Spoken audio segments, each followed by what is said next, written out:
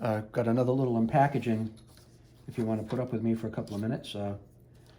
In my generator shed outside, we just went over the cord, the 50 amp generator cord video.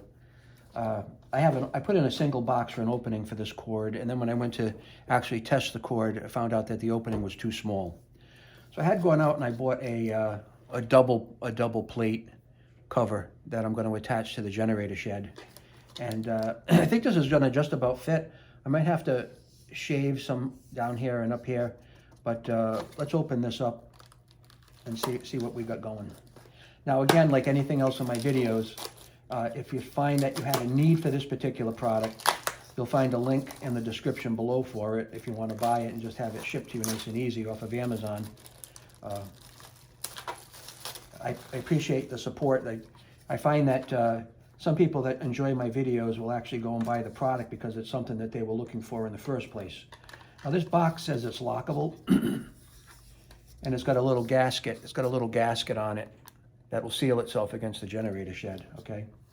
And it says it's locking if you want to lock it, and there's a cover and instructions, but I don't understand.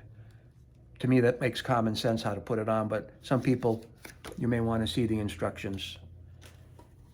I only go to the instructions if something doesn't seem to be working. So there's a bunch of things in here that, yeah, I am going to have to adjust, all right? For example, I'm going to have to break out some of this. I'm going to have to take my jigsaw, and I'm going to have to shave this at the top and the bottom here. And that way I'll be able to, there's 4 little indents in the case. I don't know if you can see them or not in each corner. And that's where I'll drive my screws in to hold this plate in place. Sounds like an old soap opera, plate in place.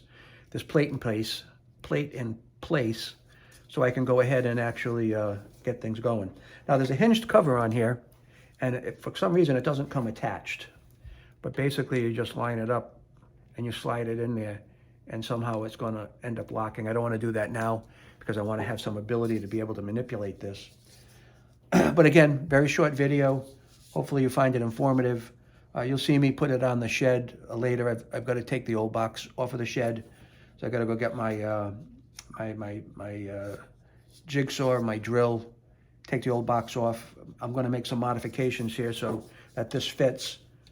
As you can see, I'm going to maybe need to, side to side looks almost okay, but up and down is going to need a little bit of modification. So I'm going to do that off camera because that'll take a bunch of going back and forth. So again, thanks for stopping by and for supporting me.